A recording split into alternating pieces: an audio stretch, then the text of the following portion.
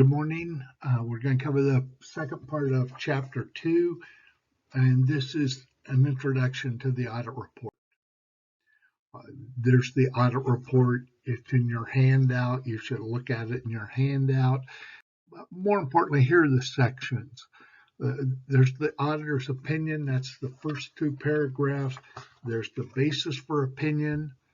If necessary, and only if necessary, there'll be an emphasis of matter section. There's the responsibilities of management, and then there's responsibilities of the auditor. Now, I talk about them as if they're paragraphs. They're really sections, so don't let me guide you astray here. The opinion paragraph, actually two paragraphs. The opinion section, and you should know this word for word. It's not that many. It looks like a lot of words, but it's not. So the first paragraph, we have audited the financial statements of. I know what the financial statements are. From 214, I know it's the balance sheet, the income statement, statement of retained earnings, and statement of cash flows. I also, and the financial disclosures, the footnote disclosures. So, and I also know the balance sheet is as of 12/31, and the income statement, statement of retained earnings, and statement of cash flows are for the year then ended.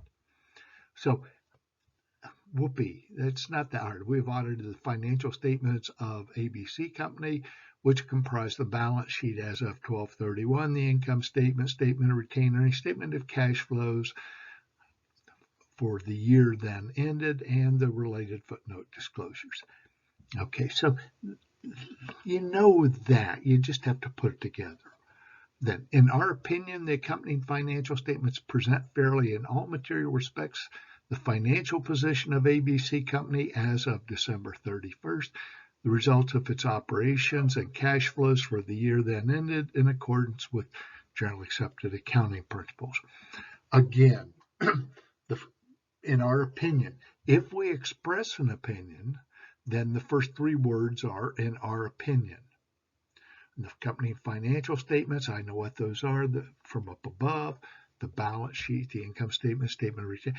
Now, I hate to use the same words over and over again.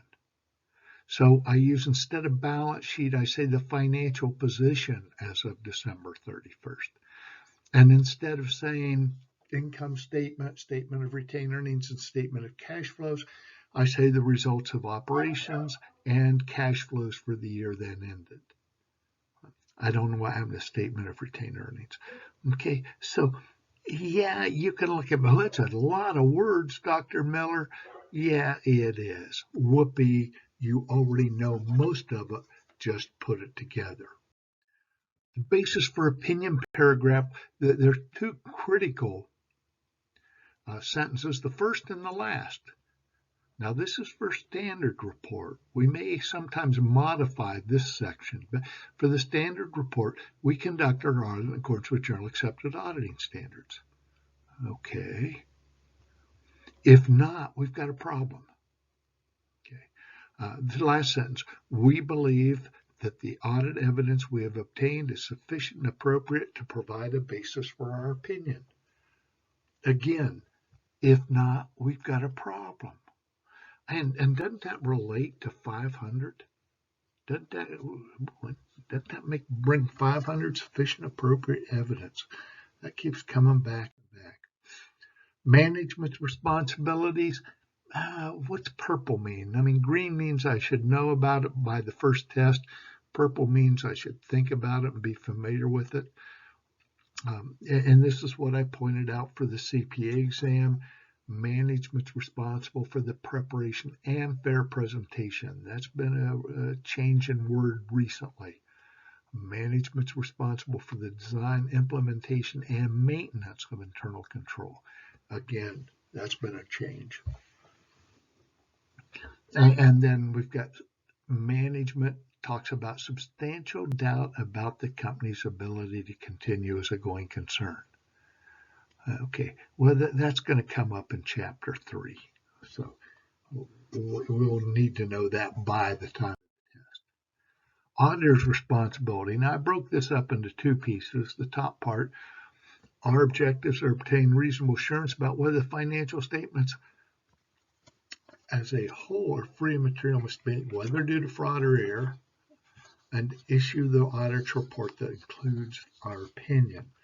Wow, that is really, really similar to what we had for Audit Objective 200, isn't it?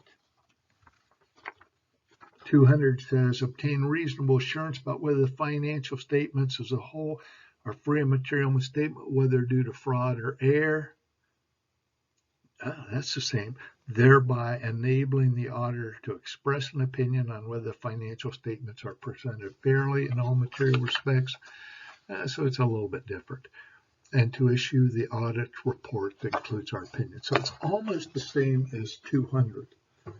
And I'm on record as saying I'm probably going to learn one or the other and use it interchangeably. I know I might not get full credit, but I'll get most of the credit, and I'm not getting 100% anyway. So anyway, notice how similar that first sentence is to Audit Objective 200. Then we've got the definition of reasonable assurance. Reasonable assurance is a high level of assurance, but not an absolute assurance. Okay, so it's a high level of assurance, but not an absolute assurance. Therefore, it's not a guarantee that an audit conducted in accordance with GAS will always detect material misstatements.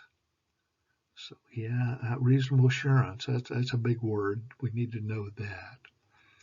The risk of not detecting a material misstatement resulting from fraud is higher than one resulting from error. Well, it's yellow because that's going to come up later and later, but conceptually that's an important seed to plant. It's more difficult to detect a fraud than it is an error. Because if it's a fraud, management's trying to hide it from you. If it's an error, they're trying to help you find it. Yeah. And then we got the definition of materiality. Statements are considered material if individually or aggregate, they could reasonably expected to influence the decisions of users made on the basis of these financial statements. So this concept of a statement is material if it could reasonably be expected to influence the decisions of users relying on the financial statements. Now, auditor's responsibility over on the left, you can see that it's a great big long thing and there's a bunch of bullets here. These are the bullets. These are the bullets. So I expanded them up here. Exercise professional judgment and maintain professional skepticism. Oh man, I should have green professional skepticism. That goes throughout the whole course. So we better know professional skepticism. Better know that definition. Now the next green parts are, I think, real close to 315. Right? Identify and assess the risk of material misstatement of the financial statement, whether due to fraud or error. Okay, that's the beginning of 315. Why do we do that?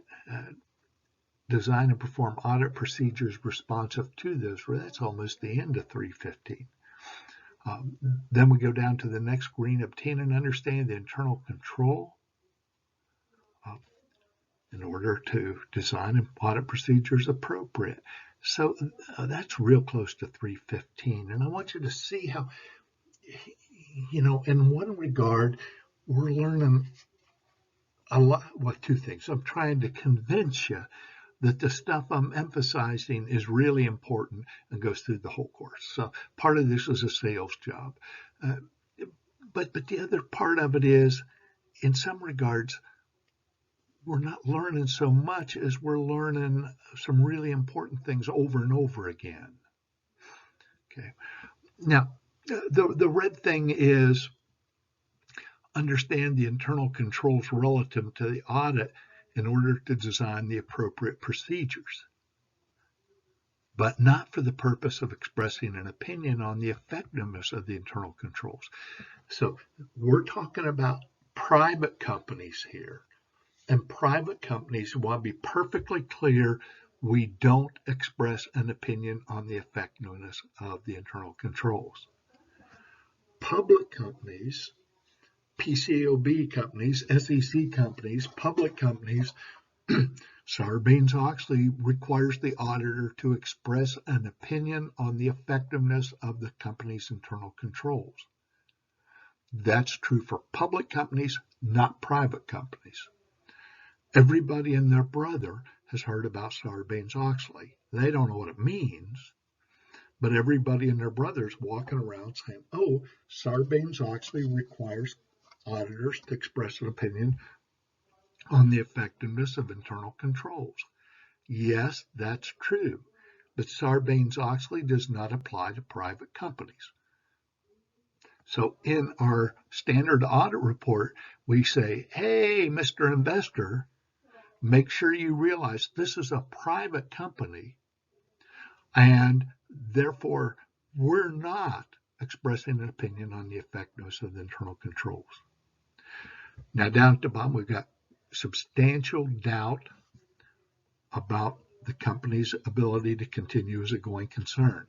Again, we'll talk about that in Chapter 3 when we do more on audit reporting. Then this yellow at the bottom is for way later in the quarter when we're wrapping up the audit. At the end of the audit, we're required to communicate with those charged with governance, among other matters, the scope and timing of the audit, significant findings, and certain internal control related matters. This is at the very end of the course, so you don't have to worry about that now, but I just want you to make sure you know I read ahead. Then the blue things. I think this is really important because to me it says we're telling the world we examine evidence regarding the amounts in the financial statements and the disclosures in the financial statements. Down here, we evaluate the appropriateness of the accounting policies used, the reasonableness of the significant estimates made by management, as well as evaluate the overall presentation of the financial statements. Now, those 5 little items in blue obtain evidence about the amounts and disclosures in the financial statements.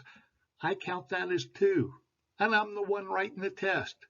So we tell the world we obtain evidence about the amounts in the financial statements and about the disclosures in the financial statements. We evaluate the appropriateness of the accounting policies, the reasonableness of the significant estimates made by management, and the overall financial statement presentation. So make sure we tell the world that we audit these things, so we can't later say, oh, that's not part of our audit.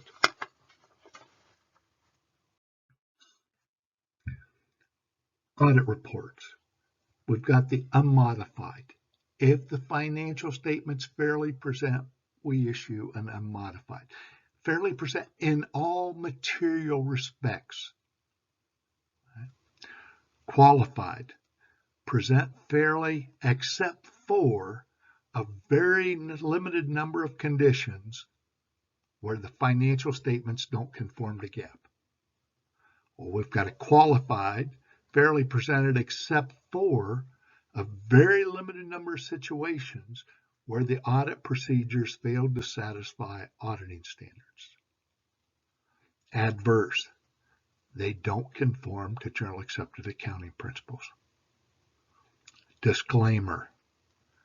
We were unable to audit. We did not gather sufficient appropriate evidence for whatever reason to express an opinion, and we do not express an opinion. Materiality, page 66, talks about a misstatement in the financial statements is material if knowledge of the misstatement will affect the decision of a reasonable user of the financial statements. So again, this concept of it's material if it would affect the decision of somebody relying on the financial statement.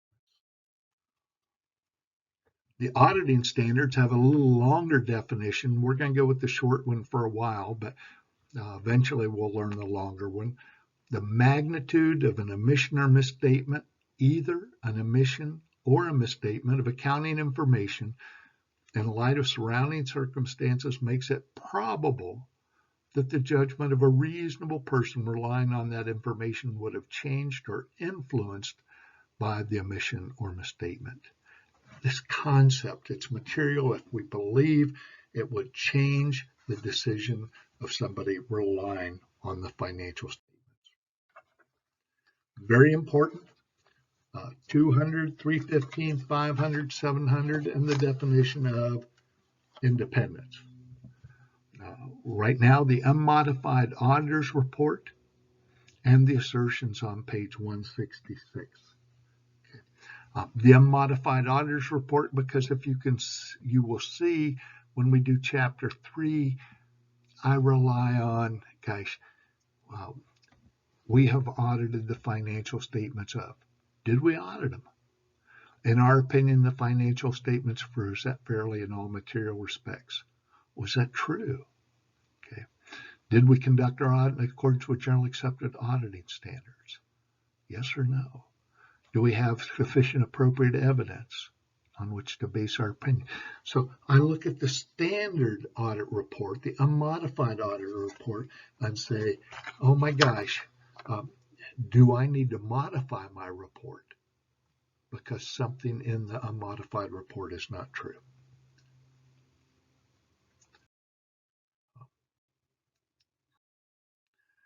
There's the unmodified, I'd read that.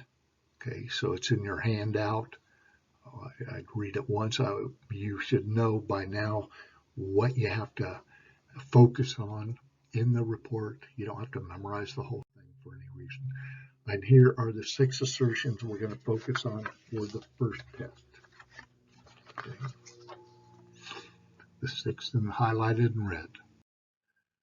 Tomorrow's lecture is kind of strange. We're going to take 3 pages from, I don't know what chapter it is, pages 164 to 167. I think it's chapter 6, management assertions. And page 251, 252, I think that's chapter 8. I don't know.